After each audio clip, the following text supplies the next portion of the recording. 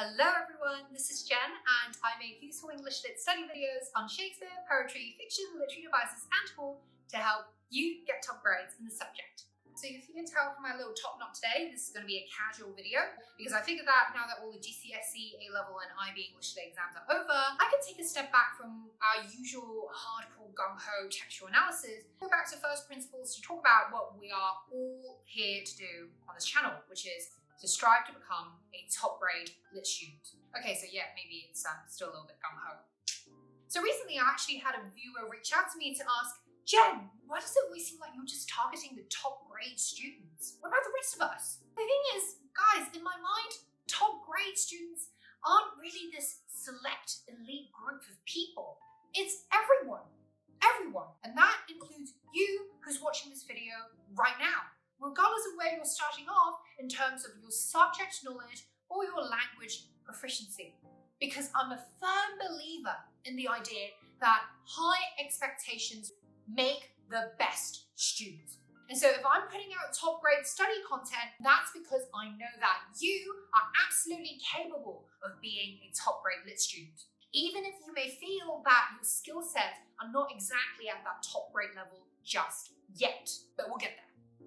And by the way, I just want to say that this kind of mindset goes for both GCSE and A-levels. Because just because we are studying for an easier course doesn't mean that we can't or shouldn't read our texts with a higher level mindset.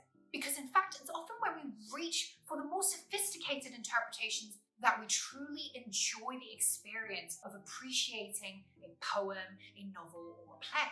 Now, I know that there's a stereotype of literature being super boring, but it's actually only boring because for so long, we've not been encouraging students to think creatively about the texts that they're reading or to savor the challenge of engaging with the intricacies of language. So, for example, if we think that Christmas Carol or Romeo and Juliet are just too childish, we can consider reading them from different critical angles. I have a video on reading A Christmas Carol from a Marxist point of view because A Christmas Carol actually embodies complicated ideas about class dynamics. Romeo and Juliet could yield some surprisingly deep insights about parent-child relations if we read it, perhaps say, from a Freudian perspective. So the bottom line is, with this channel, I am here to help you guys strive for excellence in your literary studies, because I know that you absolutely have the potential to achieve it. So in the rest of this video, I'm going to be sharing some of the key qualities and habits that I believe every top grade lit student would have. So if you want to become a top grade lit student, then make sure that you watch until the end so that you can start building these qualities and habits from today so that you can secure top grades in the subject down the line. Let's dive straight into it. There's no beating around the bush with this one, because in order to do well at anything, we have to enjoy it. So just as I'll probably never really get too excited about geometry or calculus, there are those of us who just don't care much about poetry, classical fiction, metaphors, metonyms, or the difference between a metaphor and a metonym. And that's totally fair game. If I can't see the beauty of an equation, then there's bound to be someone else who just won't see the elegance of a sonnet. But the thing about passion for literature is that it can actually be cultivated. Unlike maths or physics, literature is at its heart all about stories, experiences, emotions, and everything that makes us human, interesting, messy, and weird. And who doesn't love reading a story about a weirdo? Every novel, poem, or play that we read or watch is an opportunity for us to explore the life and unpack the mind of someone entirely new. And this someone could be a character that we feel a sort of deep connection with, or it could be someone that we would never talk to in real life because we find them so repulsive. But in the context of fiction, that makes them perhaps all the more intriguing. Studying literature isn't just about reading a whole bunch of texts. It gives us a chance to expand our consciousness by feeling emotions we'd otherwise never feel because perhaps we've not had such experiences before. And it also gives us the chance to live through a whole variety of experiences that we may never be able to actually experience in our own lives because of moral or social constraints. And by living through characters and stories vicariously, our own lives are made so much richer for it.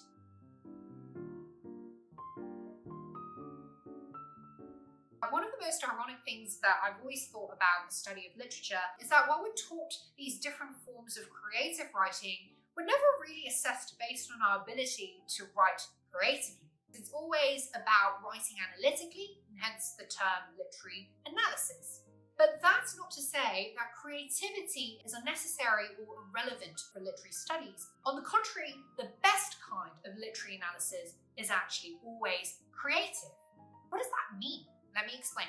Creativity in literary analysis is about spotting patterns that are not obvious, finding tensions where there doesn't seem to be any, and from these observations, creating a unique interpretation about what you think the text may be trying to say, and how the writer achieves their purpose in an artful way. So in a nutshell, being creative when studying literature is about appreciating writing as a form of art.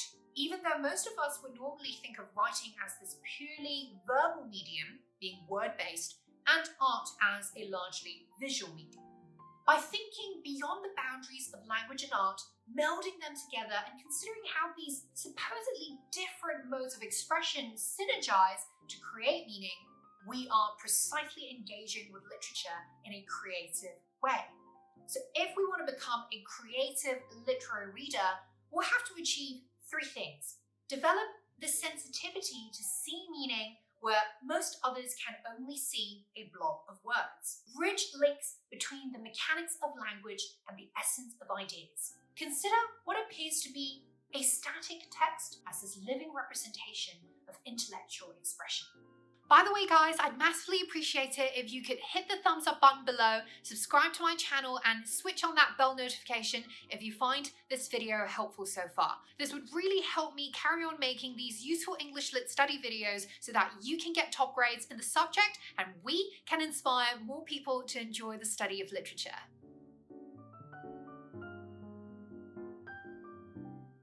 Now, personally, I think that the favorite question of any dedicated lit student is simple, but never easy to answer. And that is why. Basically, lit students are like these annoying 3-year-olds who have to know the answer to absolutely everything. But unlike annoying 3-year-olds, lit students need to be able to balance their desire to know with an acceptance of not knowing, because much of literature exists in a spectrum of ambiguity. So what makes the literary student's why interesting is that there can be many different possible responses to a text, all of which could be valid depending on whether or not you give sound textual evidence as support. Does the writer use repetition obsessively for a specific character? Why? Could it possibly suggest something about the character's personality? One chapter is significantly shorter than the rest of the chapters? Why? What could this structural anomaly imply about the significance of the narrative at a certain point? The final stanza of the poem tapers off with gradually shorter lines towards the end. Why? Does it perhaps mirror the idea that love tends to fade away over time, which also happens to be a key idea in the poem? Now, I know that some of you are going to think, oh my god, that's just so much overthinking and overreading. Is it really necessary, Jen? But I like to think of it more as conscious thinking and creative reading. And the biggest point that I'm trying to make is that the best lit students are always curious about the so what behind a writer's creative decisions. And by pursuing this so what, they are able to find and create rewarding meaning from whatever material they may encounter in a text, whether it be just a word or phrase, a paragraph, a chapter, or even non-verbal elements like illustrations, margins, or typography. Okay, Jen, so top grade lit students have to be passionate, creative, and inquisitive. I get it. But how do I go about cultivating these qualities?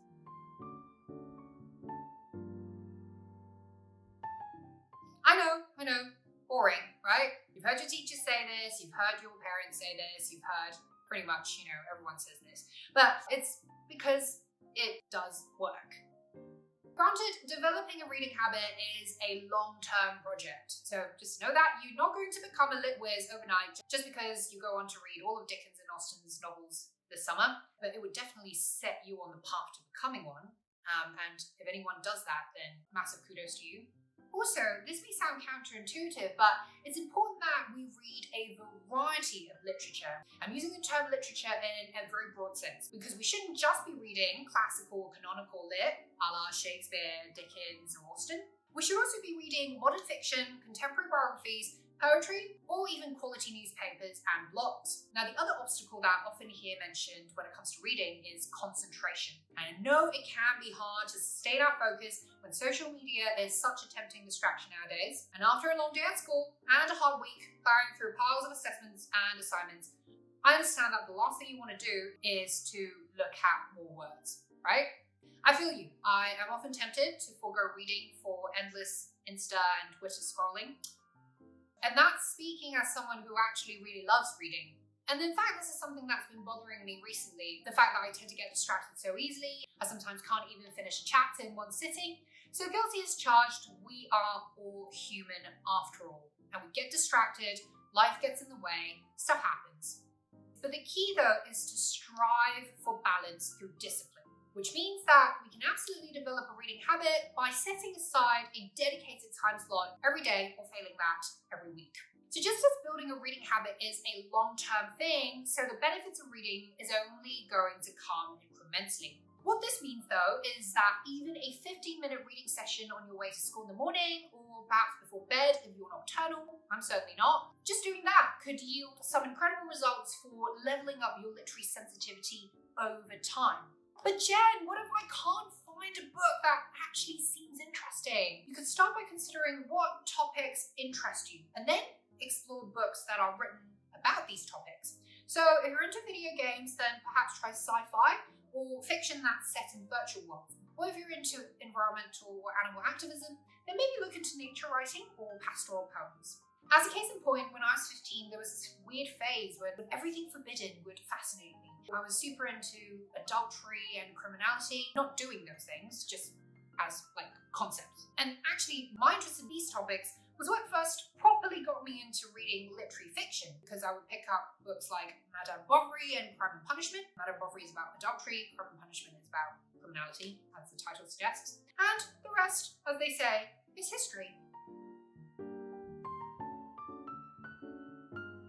Now, I always assumed that most students don't like writing, so I was rather surprised to learn from a National Literary Trust research recently that apparently the majority of students from Key Stage 1 to 4 find writing enjoyable. And that's great. But according to that research, the catch is that students like writing, but they only enjoy writing that's for family and friends, and not so much when it comes to writing for school. I mean, duh, Jen, who likes homework? Good news is, you don't have to be writing literary commentaries or analytical essays to get good at writing. All you need to do is to just write consistently about anything, anytime, in any form. So if you have a habit of journaling daily, that's fantastic, keep it up. If you're an imaginative soul with lots of ideas, maybe you can start a creative writing blog and share it with a community of online writers. Or if you're competitive by nature, then you could perhaps do debate and get to write speeches that you can then perform. Or you could also participate in essay contests so that you're writing towards a reward or a purpose. Or if you're a hopeless romantic like me, then you can write a new sonnet every day, leave them in your crush's locker, so that even if they don't reciprocate, you at least come out of the experience being an expert in the sonnet form, which is absolutely going to help you with getting top grades in lit, or at least in poetry. And no, I absolutely did not do that when I was a student. So obviously, that's because being good at writing is a foundational skill for any grade lit student. Because so much of what we do in literary studies is based on writing anyway. So if we're able to express our ideas and views in a cogent and fluent way, then we are well on our way to getting top grades in lit. Now, the final habit I'd like to encourage you to cultivate if you want to get top grades in lit is to think more, and specifically to reflect and imagine. Be genuinely curious about people, society, the world, nature, and reflect on why people behave in the ways that they do. how environments shape personalities, and what makes certain cultures adopt certain values or ideologies. These may not seem like literary questions per se, but they are actually very often the themes and the bread and butter of literary works. So just thinking about these big idea questions on a daily basis is going to help you become a better and more nuanced literary reader. And when you feel like you've come to a possible conclusion, then push beyond it and try coming up with alternative views to challenge yourself. Because this kind of Socratic process is what activates the empathetic imagination that is required of quality literary engagement. It also helps us develop that sort of putting yourself in someone else's shoe mindset, except in the case of literature, we're doing it with a whole range of fictional characters, which is a great test lab for applying empathy in real life. Because if it isn't obvious by now, being good at literature is about so much more than being good at the language. It's about being a conscious human being. Mastering literature requires deep insights into human nature and our surroundings, but these deep insights will only come with consistent, conscious reflection that only curious, introspective, and imaginative students will set their minds to do. And that's it, guys. Just to recap, in order to be a top grade lit student, we have to be passionate about the subject, creative with our reading, and inquisitive about pretty much everything around us. And the way to develop this sort of passion, creativity, and inquisitiveness is by regularly practicing those cornerstone habits of reading, writing, and thinking, and by doing a lot of them on a regular basis. So follow these tips, and I am sure that you'll be well on your way to getting top grades in literature in no time. So as always, if you found this video helpful at all, please do hit the thumbs up button below, because it's going to help with the algorithm, it's going to help grow my channel so that I can continue to help you and other students to get top grades in literature. And if you haven't already, please do subscribe to my channel and hit that bell notification so that you never miss a top grade English Lit study video from me. And I'll see you guys in the next video. Bye!